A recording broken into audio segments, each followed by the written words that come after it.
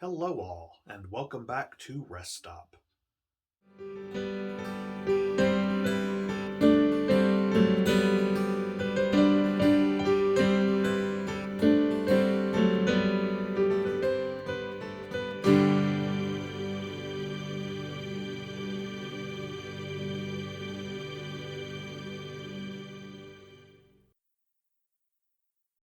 Hello again, I'm Vincent, and welcome to the second installment in our Top 10 Tightwad Travel Tips. Tips for traveling on an extremely tight budget. Now, if you watched the last episode, which was the first part in this series, I went through my top 10 tips for traveling on a budget, and they're really in no direct order. They're just, kind of all there, except for I'd say probably the top two tips on there. But in the last video, we just kind of skimmed over each one of the 10 tips and summarized them. But in this video and the following 9, we're actually going to break down each one of these tips into further detail. But before we get into today's tip, I would like to address a couple things. First of all, most notably, something I said in the last video. This is for entertainment purposes only. Don't go taking my advice and get yourself into any trouble, especially with today's video. I would like to remind you, I'm not giving you any legal advice whatsoever. I am just some guy on the internet. I will most certainly get you into trouble if you use that as an excuse. And, don't go blaming me for this because I don't want to get into any trouble either. Secondly, you may be wondering why I'm wearing my glasses inside and why I do that on a lot of my videos anyways. I actually am very light sensitive and I'm very prone to migraines. So, if there's the slightest little bit of sunlight coming into a room, I have to have sunglasses on. And here I have 1, 2, 3 lights, not counting my overhead light, and they're all pointed almost directly at my face. If I did not have these glasses on, I would have a piercing migraine within the first 5 minutes. So this is where they're going to stay. I'm not just wearing them because I think they look cool or something. But, as I was editing the videos, I noticed it's kind of annoying to see the lights reflecting in my glasses. But I'm sorry, we're just going to have to live with that. But now that that's out of the way, let's go ahead and get into our tip for today, which was number 10, and probably the most controversial one on the entire list, which is bring protection.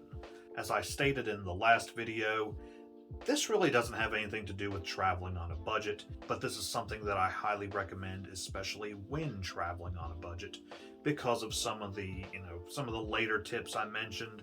It might not necessarily be the safest thing to be doing, in some of these circumstances. So I always recommend have some sort of protection on you. This is a pretty straightforward tip, not really a whole lot that I can get into in detail on this, but I would like to explain a couple things that could help you if you're not comfortable with carrying a concealed weapon. As I said in the last one, I have my concealed carry, and while I do recommend that all law-abiding citizens go for their concealed carry, I understand if you're not comfortable with that, and I don't want anyone carrying a weapon that they're not comfortable with. So there are some alternatives to that, though, and with me today, I have a few things that I have carried with me in the past, especially before I was old enough to carry a concealed weapon. And even though I've already said this in the beginning, remember, do not take my advice on any of this stuff. This is strictly entertainment purposes. These are just things I have used in the past. I am not recommending you do so, and there's a few of these I definitely don't recommend that you use. So one thing that I actually don't own, but I do recommend, everyone get, especially if you're not comfortable with other weapons, is pepper spray. It's very inexpensive. You can get it pretty much anywhere. You can go to any Walmart. I think most drugstores might even have a little keychain bottle of it. Usually it's only like $10 or $15 for it. So, that's a lot better than nothing at all.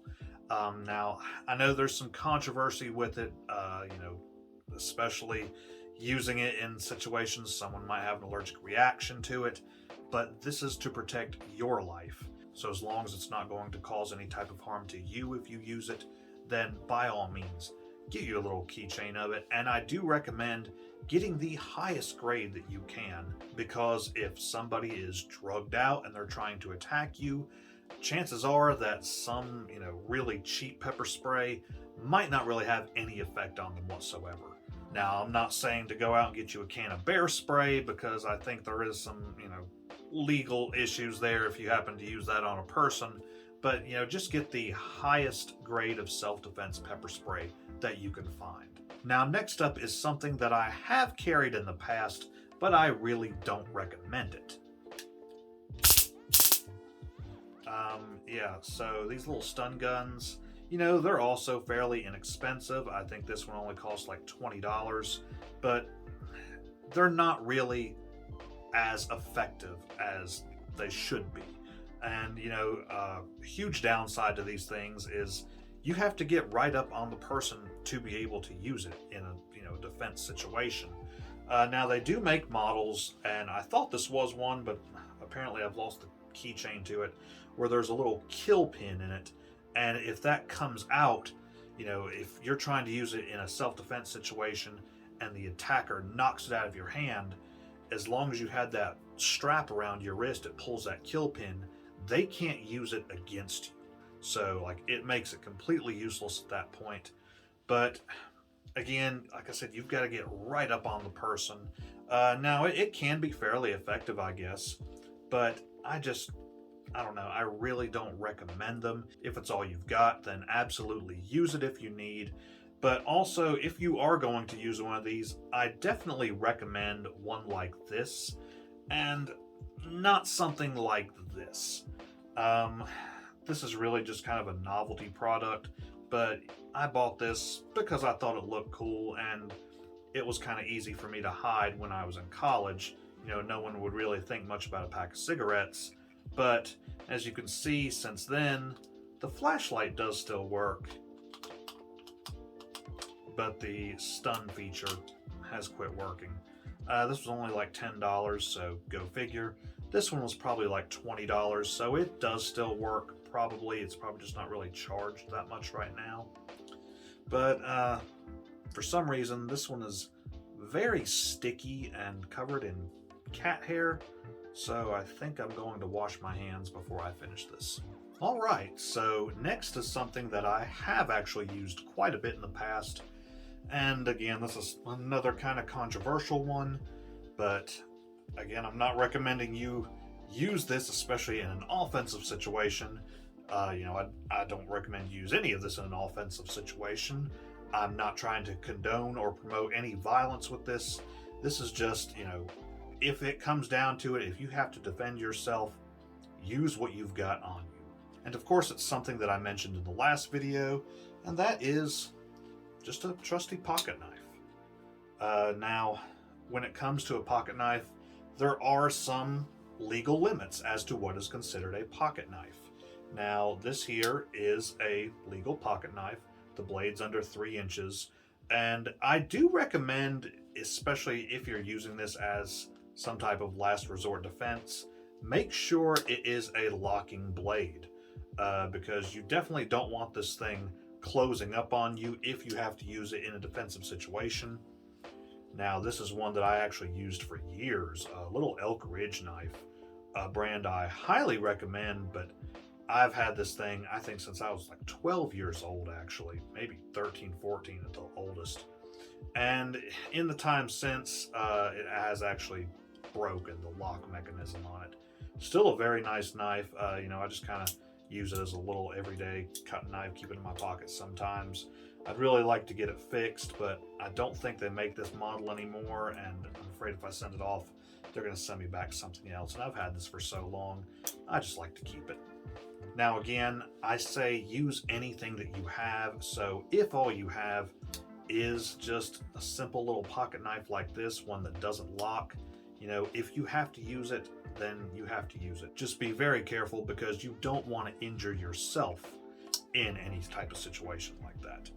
Now, a few knives that I have carried, but I definitely don't recommend, I wouldn't go around with a bone handle hunting knife on you for protection, even though I have carried this in many times past before I had my concealed carry.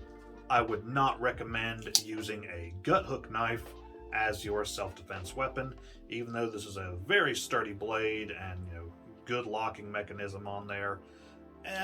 It's not going to be the best in a self-defense situation.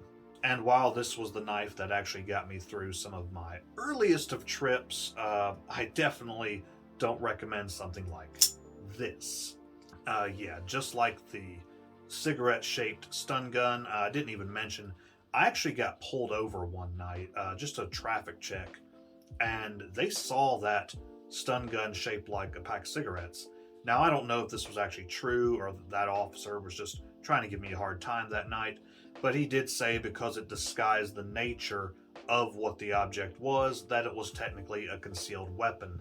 So he could have arrested me for it. I mean, I'm not saying it was true or not. It very well could have been. So again, don't take any of this as legal advice. But, I would just say, if you are going to carry a stun gun, make sure it looks like one. And if you're going to carry a pocket knife, make sure it's not a spring assist or a switchblade. And with all of these, I would definitely check on the legality of any type of weapon that you're going to carry, be it where you live and especially where you're going to travel, because the laws will be different anywhere you go. So if you know where you're going and you have something in mind that you would like to carry for protection, just make sure that you are within the legal limits. Now, the rest of these objects are things that are not really weapons, so if you don't feel comfortable carrying a weapon, these are just some things that you might have on you in the car and in a pinch could be used for defense. Again, I know I sound like a scratched record, but I'm not giving you legal advice. This is just for entertainment purposes. I'm just telling you some things I have had with me in the past that I thought, if I ever have to use this, this might be a good self-defense tool. And the first of those is what they used to teach us back in college. If you're going to be walking the campus late at night, keep your keys in between your fingers like that.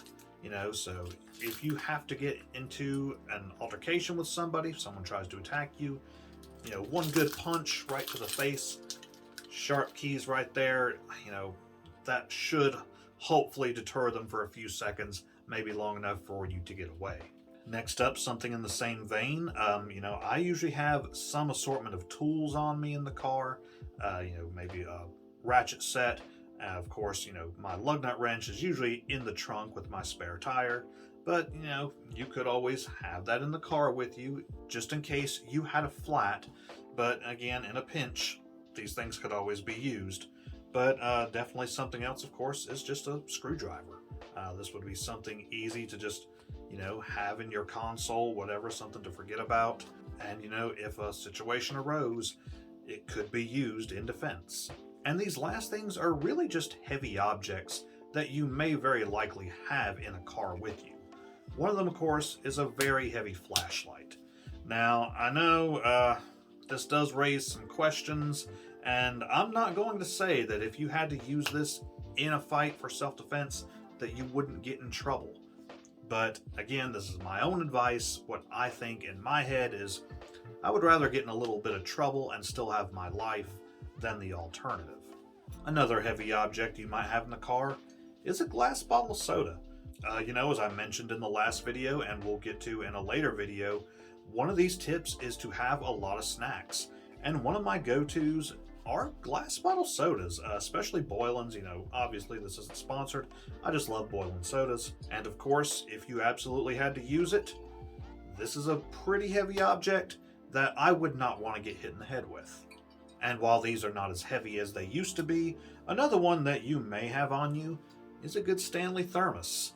I have taken plenty of road trips where I've had some soup in here, even some SpaghettiOs, and maybe you just want to put your coffee in there too.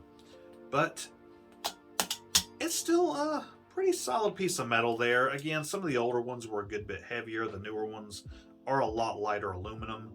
But again, if I was attacking someone, I would not want to get hit in the head with this.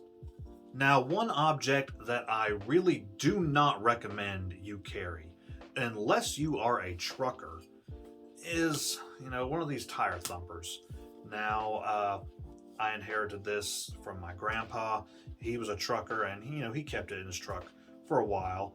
you know, I'm sure for the actual intended use of it, but he went to some pretty sketchy areas, so I'm sure it had a secondary use if need be as well. But I do know this will get you into some trouble if you're not a trucker. Some law enforcement officers might look the other way at this, but unless you're driving an 18-wheeler and they see one of these in your car, they're probably going to stop and ask you some questions. So I really don't recommend carrying one of these on your road trips. But that's really about all I can go into as far as bringing some type of protection. Again, I'll say it one last time. Do all of this at your own discretion. I'm not trying to give you any pointers or legal advice here, but these are just some things that I have carried on me in the past if a bad situation arose. Again, of course, if you are a law-abiding citizen of legal age and it's legal in your area, absolutely, I do recommend go get your concealed carry permit. Hopefully you never have to use it. I pray that I never have to use mine, but I always like to have it there in case something did come up. Because the main takeaway of this entire video is protect yourself. Whether you're doing this on a tight budget or you're going somewhere, pretty well off. Sometimes that might even be worse if you're driving into a kind of rough neighborhood with a nice car and nice clothes on. You might make yourself an easy target there. So just wherever you go, whatever you do, have something on you just in case.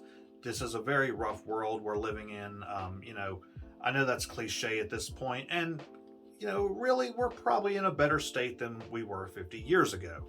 But still, things are rough anywhere you go. There are some terrible people out there, and it doesn't matter if you're a man or a woman, but as I said before, especially if you're a young woman taking one of these trips, a lot of young girls, especially when they're in college, like to get out and explore the open road. And it's unfortunate that there are terrible things that happen to them. I don't want anybody to become a victim, so please just protect yourself in any way you need. But that'll about do it for our top 10 tightwad travel tips for today. And in keeping the tradition as we have every other video, we're going to add something to our Been There, Done That Wall of Fame. I know in the last couple videos I just called it the Been There, Done That Tapestry. I think that sounds kind of dumb. So in these videos, as I've been uploading them in the chapter section, I've been calling it the Been There, Done That Wall of Fame. So that's what we're going to call it from here on. And our location for today is Great Smoky Mountains National Park. This patch was actually just bought back in November. Haven't even taken it out of the plastic yet. I've been here multiple times. First time I ever went, I was just a kid. I was maybe 7 or 8 years old. Really couldn't appreciate it that much, and we didn't go that far into the park. But my wife and I have been multiple times. We actually spent our honeymoon in Gatlinburg and took an entire day just riding through the national park. We went up to Klingman's Dome on that trip, and in the trip since, we've actually been to some of the lesser visited areas in the park. One of my favorite actually being the Road to Nowhere, or Fontana Drive as it was once called. I have a couple videos there as you get to the end of the road, and it's just a tunnel that leads to literally nowhere. It was built years ago along with the construction of Fontana Dam for the residents of Bryson City to be able to reach some of their ancestral burial grounds. But after time, they kind of just gave up on the project and it was never finished. But because of that, it does give us this nice little part of the national park where, you just get to drive for about, I think, close to 10 miles. And when you finally reach the end, it's just this long, dark, kind of creepy tunnel you can walk through to the other side, and then there are actually hiking trails from that point on that my wife and I did hike a little bit this past year. But there is so much more to the national park than that. It is our country's most visited national park, and it is definitely my favorite of the few national parks that I've been to. So absolutely, I know I've said this the last couple times, but if you are in the mountains of western North Carolina or eastern Tennessee, and you're close to Great Smoky Mountains National Park, definitely give it a drive through. Only takes about 45 minutes to drive from one end to the other along Newfound Gap Road. and I don't think you'll regret a second of it. But that'll about do it for this episode of Rest Stop. Stay tuned for part 3 of this series of our top 10 tightwad travel tips, which should be coming out in about a month, where we'll tackle tip number 9, which is travel with a friend. A little less controversial than today's topic, but I'm sure I'm going to make some people mad with that one too. So again, thank you for watching. If you enjoy this content, please give this video a like, and please subscribe to the channel so that you never miss a new upload. I'm Vincent Rains, and if I don't catch you at the next rest stop first, then I'll see you on the road or at the next exit.